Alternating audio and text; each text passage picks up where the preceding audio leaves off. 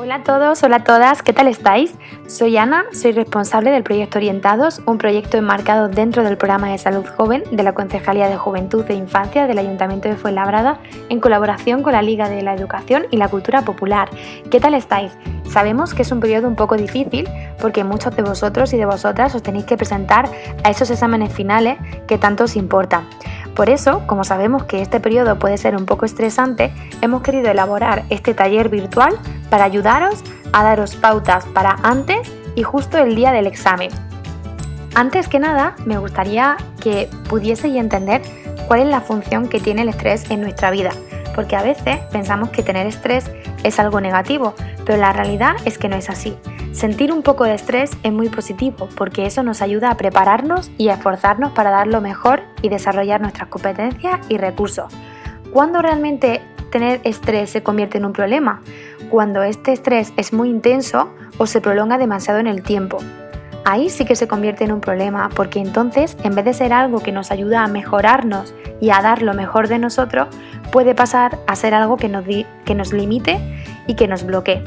Es decir, por ejemplo, tener un poco de miedo a suspender puede ser positivo porque eso nos va a ayudar a prepararnos mucho más, a concentrarnos en nuestro examen y a dar lo mejor de nosotros. Pero cuando tenemos un miedo excesivo a suspender un examen, entonces ahí sí que podemos bloquearnos y nos limita. ¿Cuáles son los síntomas del estrés? Pues fijaros, hay diferentes síntomas, ¿vale? A nivel físico, lo que sentimos en nuestro cuerpo, pues podemos sentir pulso acelerado, podemos tener problemas digestivos, que nos duela muchísimo el estómago, la cabeza, podemos tener sudoraciones, temblor, podemos tener incluso a veces mareo de la misma tensión que nos genera el estrés. A nivel cognitivo, podemos tener muchos pensamientos negativos que nos fomenten nuestra inseguridad, es decir, esos pensamientos que nos hablan, ¿no? Y que nos dicen no vas a ser capaz, no lo vas a conseguir, no es suficiente todo lo que haces, ¿no? Esos que muchas veces generan problemas de concentración, pérdidas de memoria y a veces incluso puede llevarnos al bloqueo. También tenemos síntomas conductuales, que son, por ejemplo, el tener malos hábitos de alimentación y de sueño, porque a veces cuando tenemos que estudiar es como que nos metemos tanto en ese estudio que nos olvidamos de descansar y de mantener nuestros hábitos y nuestra higiene de sueño y de alimentación. Podemos tener también una pérdida de motivación y también podemos tener un exceso de consumo de café, cafeína y otras sustancias que puede parecer que nos mantienen despiertos, pero que en realidad nos ponen en tensión y nos generan más malestar. También podemos tener síntomas emocionales. No sé si a alguno de vosotros o de vosotras os ha ocurrido alguna vez que en épocas de tensión estabais como más susceptibles, más emocionales, que os afectaba casi todo. Teníais impotencia, sentimientos de tristeza, más irritabilidad y os enfadabais por más cosas. Teníais aprensión o temor. No sé si alguna vez os ha ocurrido esto, pero los síntomas emocionales también están muy ligados al estrés. ¿Qué es lo que produce realmente el estrés? ¿Por qué nos estresamos tanto? Pues fijaros, una de las cosas que genera muchísimo estrés es tener una falta de planificación y de organización. Cuando vamos posponiendo o procrastinando, eso nos va generando que el día siguiente tengamos más carga de estudio o más carga de trabajo. Y eso nos va a generar muchísimo estrés. También nos puede producir tener estrés el tener miedo a quedarnos en blanco en un examen, el miedo a suspender, el miedo a no estar a la altura de las expectativas que tenemos nosotros o nosotras, de nosotros mismos o de las expectativas que pueden tener nuestra familia sobre nosotros y nosotras. También puede ser que una de las cosas que nos genere estrés sean las distracciones durante el estudio. Por eso vamos a ver qué es lo que podemos hacer de cara a antes de hacer el examen para que podamos prevenir y gestionar el estrés. Aquí os he puesto una guía de supervivencia para los días antes del examen y que seguro que si la seguís al dedillo os va a ir genial.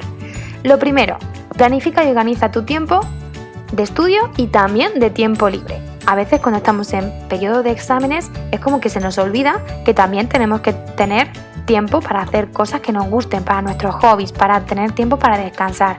Por eso es muy importante que planifiquemos nuestras horas de estudio y que dentro de esas horas de estudio también metamos algo que nos haga hacernos sentir bien.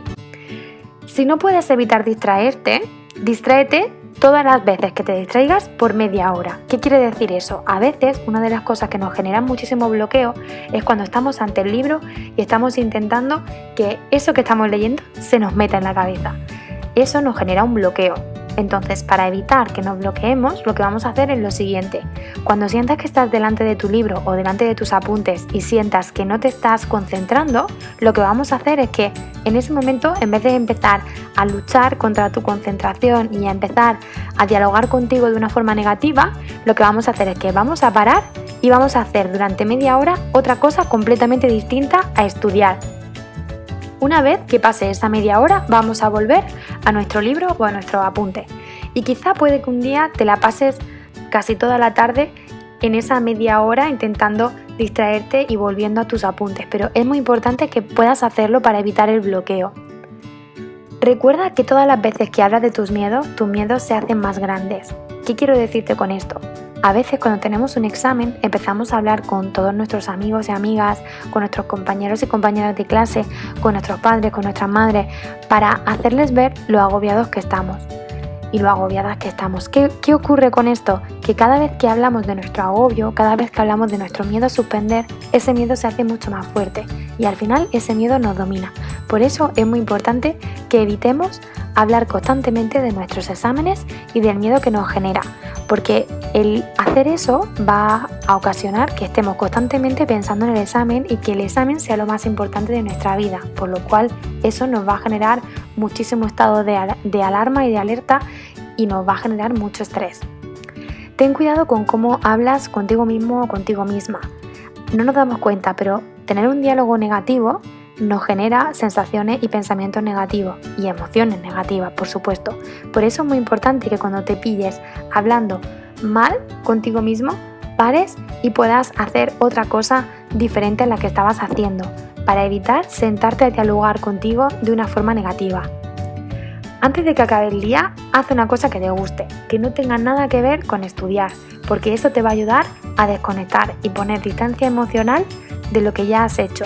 Recuerda que cuando tienes un hábito de estudio es muy importante que una vez que termina tu jornada laboral puedas descansar y puedas hacer otra cosa que no tenga nada que ver con utilizar la lógica y el razonamiento. Otra de las cosas que te puede venir muy bien antes del examen es practicar ejercicios de relajación. Esto no solo te va a ayudar a relajarte y a bajar ese nivel de tensión, sino que además te va a ayudar a fomentar la concentración. ¿Por qué? Porque los ejercicios de relajación e incluso el ejercicio físico son dos cosas que podemos hacer para generar neuronas nuevas. No sé si lo sabéis, pero en nuestro día a día hay muchas de nuestras neuronas que se suelen morir. Por eso, para poder generar neuronas nuevas, necesitamos poder hacer algún ejercicio que nos ayude a ello. Y el ejercicio físico es una de ellas y la meditación otra. Aquí os he recomendado dos aplicaciones de móvil que son gratuitas, que son Insight Timer y Petit Bambú. Con ellas podréis hacer ejercicios de relajación y meditaciones guiadas en las que podréis fomentar vuestra concentración, generar neuronas nuevas y además relajaros. ¿Qué tenemos que tener en cuenta el día del examen? Recuerda que hablar de tus miedos los hace más grandes. Recuerda practicar algún ejercicio de relajación antes del examen. Comienza por las preguntas que te resulten más fáciles, no te vayas a las difíciles, siempre empieza por lo fácil, ponte lo fácil. Si te bloqueas en una pregunta, pasa inmediatamente a la siguiente, no pasa nada, tendrás tiempo para volver a esa pregunta, pero primero asegúrate de responder todas las que te sepas. Recuerda que estás preparado o preparada, que tú puedes, no te dejes llevar por ese discurso interior negativo que muchas veces nos domina. Una vez que termines el examen, evita hablar más de ello y cuestionarte el resultado. A veces eso nos genera muchísimo estrés y muchísima ansiedad después de un examen. Ahora mismo quizá pienses que no eres capaz de poder hacerlo, pero recuerda que te has preparado mucho durante estas últimas semanas y que tú puedes. Si tienes alguna duda o quieres comentarnos algo, recuerda que puedes hacerlo a través de estos contactos que te estamos dejando aquí. Estaremos encantadas de poder ayudarte. Muchísimo ánimo y muchísima fuerza para tus exámenes.